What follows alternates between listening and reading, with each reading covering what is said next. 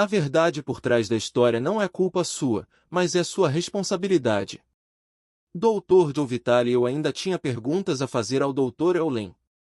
Ele não tinha me contado toda a história a respeito do seu trabalho no hospital psiquiátrico. Você nunca viu os pacientes? Perguntei de novo certo dia. Nunca? Eu os via no corredor, mas nunca os atendi como pacientes no meu consultório, respondeu ele. Certa vez um deles me disse, você sabe que eu poderia matá-lo, aposto que você poderia fazer um bom trabalho, repliquei. O doutor Eulen prosseguiu dizendo, quando comecei a trabalhar com os criminosos com problemas mentais no hospital estadual, tínhamos 3 ou 4 ataques importantes por dia entre os pacientes. Naquela época, havia mais ou menos 30 pacientes na ala. As pessoas eram algemadas, colocadas no isolamento ou ficavam restritas à ala.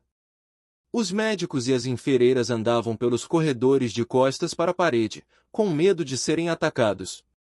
Depois de apenas alguns meses de limpeza, testemunhamos uma mudança completa para melhor. As algemas e o isolamento foram eliminados, e as pessoas tiveram permissão para sair e fazer coisas como trabalhar e praticar esporte. Mas o que ele fez, exatamente, para iniciar essa transformação? Precisei assumir uma completa responsabilidade dentro de mim por ter tornado os problemas concretos fora de mim, disse ele. Tive que purificar os meus pensamentos tóxicos e substituí-los por amor. Não havia nada errado com os pacientes. Os erros estavam em mim. Como explicou o Dr. Eulen, nem os pacientes nem mesmo a ala sentiam amor. Assim, ele amava tudo. Eu olhava para as paredes e percebia que elas precisavam ser pintadas, me disse ele. Mas a nova tinta não aderia. Descascava imediatamente. Eu então disse às paredes que as amava. Um dia, alguém decidiu pintá-las, e dessa vez, a tinta aderiu. Esse comentário me pareceu no mínimo esquisito, mas eu estava me acostumando às coisas que ele dizia. Finalmente, fiz a pergunta que mais estivera me incomodando. Todos os pacientes foram liberados? 2 deles nunca o foram, respondeu o Dr. Eulen. Foram transferidos para outro lugar. De resto, a ala inteira ficou curada. Ele então acrescentou algo que verdadeiramente me ajudou a compreender o poder do que ele fizera. Se você quiser saber como eram as coisas durante aqueles anos, esque reva para o Makaokala Maguchi. Ele trabalhou como assistente social no período em que estive lá. Segui o conselho dele. Ela escreveu o seguinte para mim, caro Joe, obrigada por esta oportunidade. Quero que você saiba que estou escrevendo em colaboração com Emory Lance Oliveira, um assistente social que trabalhou na unidade com o Dr. Eulen. Fui a assistente social designada para a recém-inaugurada unidade forense no Hospital Psiquiátrico Estadual do Havaí. Essa unidade se chamava Closed Intensive Security Unit 25, SISU. Ela abrigava pacientes detentos que frequentemente haviam cometido delitos graves e monstruosos, como assassinato, estupro, agressão, assalto, assédio e combinações desses delitos, e também tinham sido diagnosticados com graves distúrbios mentais ou com a possibilidade de tê-los. Alguns dos pacientes detentos tinham sido inocentados dos seus crimes por motivo de insanidade e condenados a permanecer naquele local, outros eram completamente psicóticos e necessitavam de tratamento, e outros ainda estavam lá para serem examinados e avaliados para que fosse determinada a sua aptidão para prosseguir, ou seja, se eram capazes de compreender as acusações feitas contra eles e participar da própria defesa. Alguns eram esquizofrênicos, alguns sofriam do distúrbio bipolar e outros eram mentalmente retardados, ao passo que outros haviam sido diagnosticados como psicopatas e sociopatas. Havia ainda aqueles que estavam tentando convencer os tribunais de que eram uma ou todas as coisas que acabo de relacionar. Todos ficavam presos na unidade 24 horas por dia e só tinham autorização para sair para consultas médicas ou sessões no tribunal e mesmo assim escoltados e com algemas nos pulsos e nos tornozelos. Passavam a maior parte do dia em um aposento de reclusão, um quarto trancado com paredes e teto de concreto, um banheiro trancado e sem janelas. Muitos estavam intensamente medicados. As atividades eram poucas e esparsas. Os incidentes eram ocorrências esperadas, pacientes atacando a equipe, pacientes atacando outros pacientes, pacientes atacando a si mesmos, pacientes tentando fugir.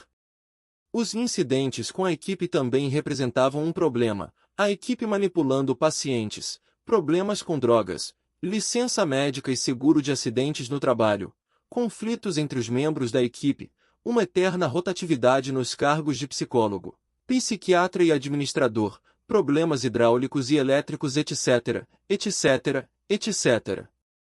O lugar era movimentado, explosivo, deprimente e incivilizado. Nem mesmo as plantas cresciam ali.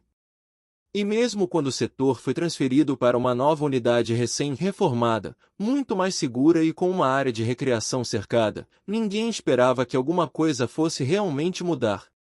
Assim, quando outro daqueles psicólogos apareceu, todos partimos do princípio de que ele tentaria agitar as coisas e implementar programas avançadíssimos, e em seguida partiria quase tão rápido quanto chegará. Todos já havíamos visto esse filme. Entretanto, dessa vez quem chegou foi o Dr. Eulen, que, além de ser uma pessoa bastante cordial, dava a impressão de não fazer quase nada. Ele não fazia avaliações ou diagnósticos, não oferecia nenhuma terapia e não aplicava testes psicológicos. Frequentemente chegava tarde, não comparecia às conferências sobre casos e tampouco participava do registro de informações obrigatório. Em vez disso, ele praticava um processo esquisito de Ho'oponopono da identidade própria, SIH-26, que tinha alguma coisa a ver com assumir completamente a responsabilidade por si mesmo, olhar somente para si mesmo, e permitir a remoção das energias negativas indesejadas de dentro de si mesmo. Vejam só. O mais estranho de tudo era o fato de que esse psicólogo parecia sempre à vontade e dava até mesmo a impressão de estar realmente se distraindo. Ele ria muito, divertia-se com os pacientes e com a equipe e parecia genuinamente gostar do que fazia ao mesmo tempo. Todo mundo parecia amá-lo e apreciá-lo, mesmo parecendo que ele não trabalhava muito. E as coisas começaram a mudar, as celas de reclusão começaram a se esvaziar, os pacientes estavam se tornando responsáveis pelas suas próprias necessidades e assuntos, também começaram a participar do planejamento e a implementar programas e projetos para si mesmos. Os níveis de medicação também estavam caindo, e os pacientes começaram a ter permissão para deixar a unidade sem estar algemados. A unidade adquiriu vida, ficou mais calma, mais leve, mais segura, mais ativa, mais divertida e mais produtiva. As plantas começaram a crescer, os problemas hidráulicos se tornaram quase inexistentes, os incidentes de violência na unidade passaram a ser raros e a equipe pareceu mais harmoniosa, relaxada e entusiasmada. Em vez de problemas com a licença de saúde e a falta de pessoal, o excesso de pessoal e a perda de cargos se tornaram agora uma preocupação. Duas situações específicas exerceram em mim um impacto memorável. Havia um paciente que sofria gravemente de delírio e paranoia, tinha um histórico de violência, havia ferido com gravidade várias pessoas tanto no hospital quanto em público, do lado de fora, e havia sido internado diversas vezes em hospitais. Ele foi enviado dessa vez para Sisu por ter cometido um crime. Eu morria de medo dele. O cabelo na minha nuca ficava em pé sempre que ele estava por perto. Foi então que, para minha grande surpresa, 1 ou 2 anos depois de o Dr. Eulen ter aparecido, dei com ele caminhando na minha direção, escoltado sem algemas, e não senti nenhum arrepio na nuca. Eu me senti como se estivesse apenas observando, sem fazer nenhum julgamento, até mesmo quando passamos um pelo outro com o nosso ombro quase se tocando. A minha reação habitual de estar pronta para correr não se manifestou. Na realidade, reparei que ele parecia calmo. Eu não estava mais trabalhando na unidade naquela ocasião, mas eu tinha que descobrir o que havia acontecido. Soube que ele já estava fora da cela de reclusão e sem usar algemas havia algum tempo, e a única explicação era que alguns dos membros da equipe estavam praticando o Ho'oponopono que o Dr. Eulen compartilhara com eles. A outra situação teve lugar enquanto eu estava assistindo ao noticiário na televisão. Eu tinha tirado um dia de folga para cuidar da minha saúde mental, ficando afastada do trabalho e relaxando. O comparecimento ao tribunal de um paciente da SISU que havia molestado e assassinado uma menina de 3 ou 4 anos de idade apareceu nas notícias. Esse paciente foi hospitalizado por ter sido considerado incapaz de se defender das acusações apresentadas contra ele. Ele foi examinado e avaliado por vários psiquiatras e psicólogos, e recebeu uma série de diagnósticos que, naquela época, provavelmente teriam conseguido inocentá-lo por motivo de insanidade. Ele não teria tido que ir para a prisão e teria ficado confinado ao ambiente menos restritivo do hospital estadual com a chance de uma liberdade condicional. O Dr. Eulen havia interagido com esse paciente que, com o tempo, pediu que lhe ensinassem o processo do Ho'oponopono da identidade própria. Ao que consta, ele praticou de forma muito persistente e regular, compatível com a sua condição de ex-oficial dos fuzileiros navais. A essa altura, ele fora considerado apto para se defender e foi então marcada uma audiência no tribunal para que ele fizesse a sua contestação. Embora quase todos os outros prisioneiros e os seus advogados houvessem optado por se declarar inocentes por motivo de insanidade e provavelmente sempre o fariam, não foi o que esse paciente fez. Na véspera do dia em que estava marcado seu comparecimento ao tribunal, ele dispensou o advogado. Na tarde seguinte, ele se postou no tribunal diante do juiz e proclamou com humildade e remorso: "Sou responsável e lamento o que fiz." Ninguém esperava por isso. O juiz levou alguns instantes para entender o que acabará de acontecer. Eu jogará tênis com o Dr. Eulen e esse homem em 2 ou 3 ocasiões, e embora o paciente tivesse sido extremamente educado e atencioso, eu o tinha julgado. No entanto, naquele momento, senti apenas ternura e amor por ele, bem como uma enorme mudança em toda a sala do tribunal. O tom de voz do juiz e dos advogados era agora suave, e todos os que o cercavam pareciam estar olhando para ele com um sorriso afetuoso. Foi um momento importante. Assim, quando o Dr.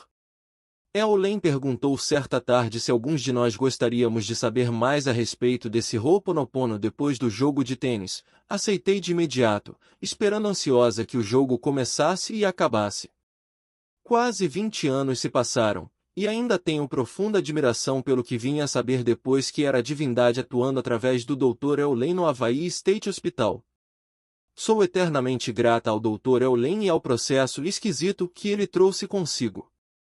A propósito, caso você esteja querendo saber, esse paciente foi considerado simplesmente culpado, sem nenhum atenuante devido a uma possível doença mental, tendo sido, de certa maneira, recompensado pelo juiz, que atendeu ao seu pedido de cumprir a pena em uma penitenciária federal no seu estado natal onde poderia ficar perto da esposa e dos filhos.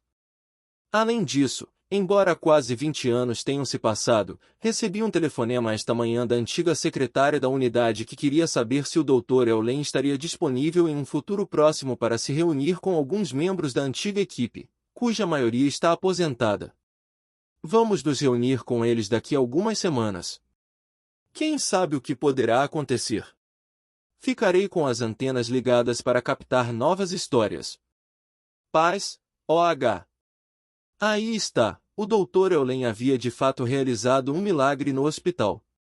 Ao praticar o amor e o perdão, ele transformou pessoas incorrigíveis e de muitas maneiras, consideradas a escória da sociedade. Esse é o poder do amor. É claro que eu queria saber ainda mais. Quando eu estava completando a primeira versão preliminar deste livro, eu a enviei ao Dr. Eulen para que a revisasse.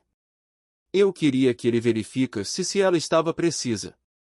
Também desejava que ele preenchesse quaisquer buracos na história a respeito dos anos que passou naquele hospital psiquiátrico. Cerca de uma semana depois de receber o original, ele me enviou o seguinte e-mail: "Ao Akua, esta é uma nota confidencial apenas para os seus olhos. Eu a escrevo depois de ler a versão preliminar de Zero Limite. Tenho outros comentários à fase R sobre essa versão, mas eu os deixarei para futuros e-mails." "Está concluído", declarou Morna sem ser enfática. "O que está concluído?" perguntei. "O seu trabalho no Hawaii State Hospital está concluído." Embora eu sentisse o caráter final do seu comentário naquele dia de verão de julho de 1987, retruquei: "Tenho que dar a eles 2 semanas de aviso prévio." É claro que isso não aconteceu. Nunca foi sugerido que eu fizesse isso. E ninguém no hospital mencionou essa possibilidade. Não voltei ao hospital, nem mesmo quando fui convidado para minha festa de despedida. Os meus amigos fizeram a festa sem mim. Os presentes de despedida foram enviados para o escritório da Foundation of E no dia seguinte da festa. Adorei a minha permanência no Hawaii State Hospital na unidade forense. Adorei as pessoas da ala. Em algum momento, não sei exatamente qual, deixei de ser o psicólogo da equipe e passei a ser um membro da família. Vivi em estreito contato com a equipe, os pacientes, as regras, as políticas, as panelinhas e as forças visíveis e invisíveis na ala durante 3 anos, 20 horas por semana. Eu estava lá quando as celas de reclusão, as algemas, a medicação e outras formas de controle eram modos de operação regulares e aceitáveis. Eu estava lá quando o uso das celas de reclusão e de algemas simplesmente se evaporaram em algum momento. Quando? Ninguém sabe. A violência física e verbal também se evaporou quase completamente.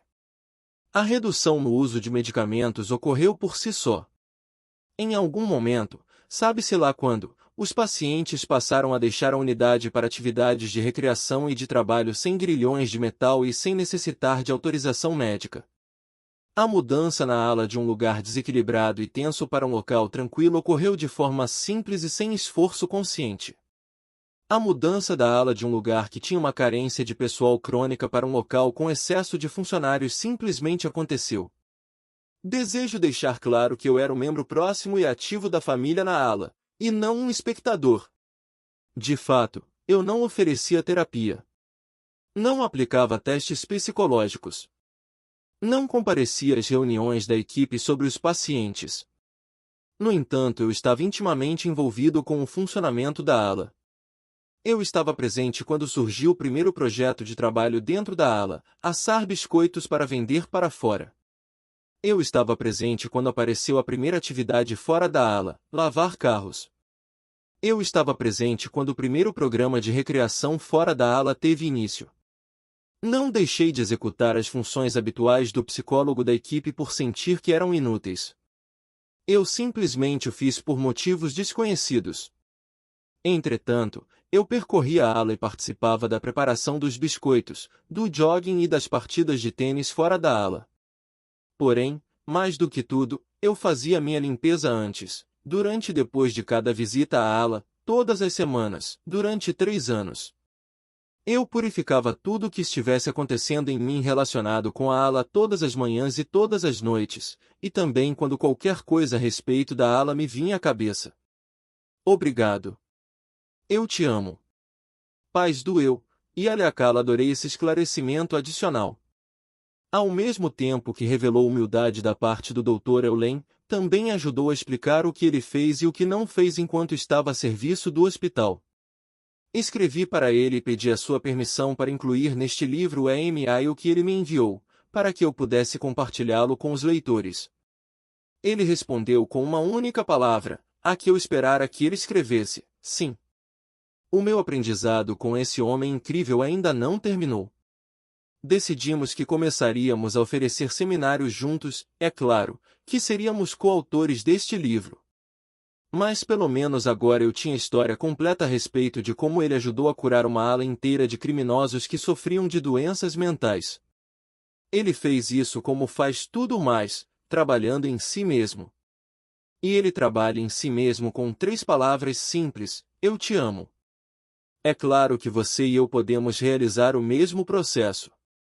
Se eu precisasse resumir em breves etapas o método modernizado da identidade própria por meio do Ho'oponopono que o Dr. Eulen ensina, o resultado talvez fosse algo assim: 1. Fazer uma limpeza contínua.